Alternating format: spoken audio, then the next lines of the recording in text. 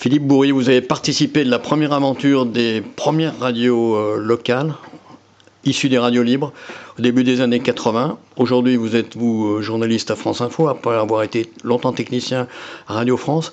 Est-ce que vous pensez que ces radios libres, ces radios locales, ont apporté quelque chose au paysage audiovisuel et au paysage citoyen en général? Je pense que indéniablement, oui, c'était une bouffée d'oxygène, une respiration pour pas mal et d'auditeurs et de gens qui voulaient exprimer quelque chose, ou d'acteurs locaux.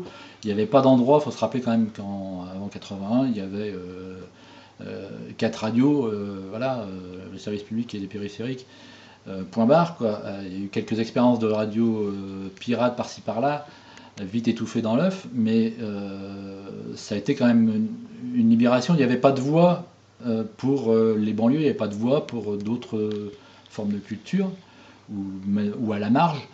Je pense que 81, les premières radios, la libéralisation, au moins les premières années jusqu'en 85-86, ça a permis l'émergence de nouvelles manières de rendre compte de la vie citoyenne, de la vie sociale.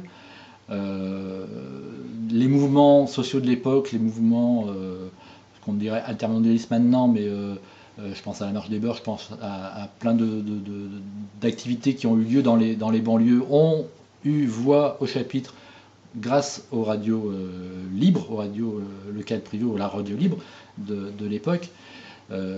Ça a quelque part obligé à un moment donné les radios nationales de s'intéresser au sujet, de se pencher dessus et de s'approprier certaines choses, principalement via le service public, puisque Radio France a aussi ouvert ses radios locales un peu partout en France. Elles ont peu ou prou pris le relais des radios locales pour certains sujets, elles sont quand même bien ancrées, certaines d'elles ont des vrais réseaux et font vraiment vivre le lieu local.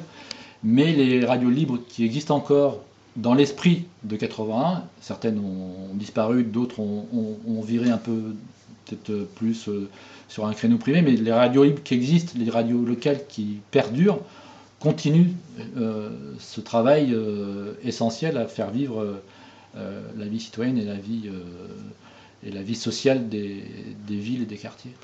Ultime question, est-ce que vous pensez que ce mouvement d'expression radiophonique, télévisuel, ça a été très marginal, même s'il y a eu quelques expériences, par exemple à Lyon ou ailleurs, est-ce que ça a influé justement les médias, les grands médias, et vous êtes dans le service public à Radio France, est-ce que vous pensez que ces radios, ce mouvement a influé, permis de faire évoluer des choses, outre l'implantation de radios locales, de Radio France, aujourd'hui appelée France Bleu, comme vous l'évoquez?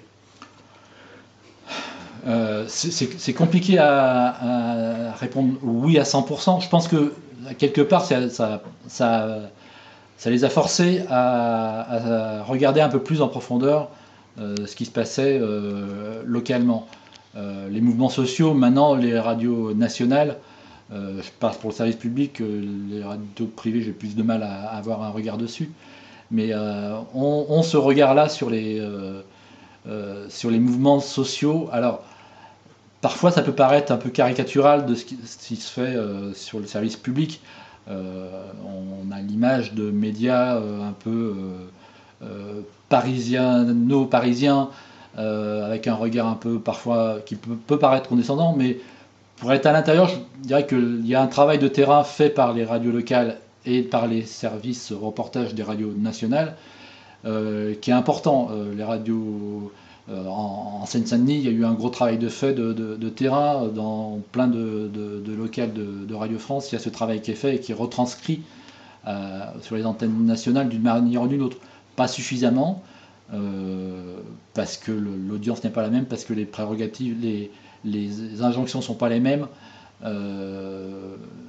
Mais il y a ce travail qui est fait et cette influence des radios locales continue peu ou prou sur les radios nationales, mais ça ne suffira pas. Et pour ça que l'importance des radios libres, appelons-les encore des radios libres, telles qu'elles perdurent, reste essentielle pour ce maillage en complément, dans un sens ou dans l'autre, en complément du travail des radios nationales.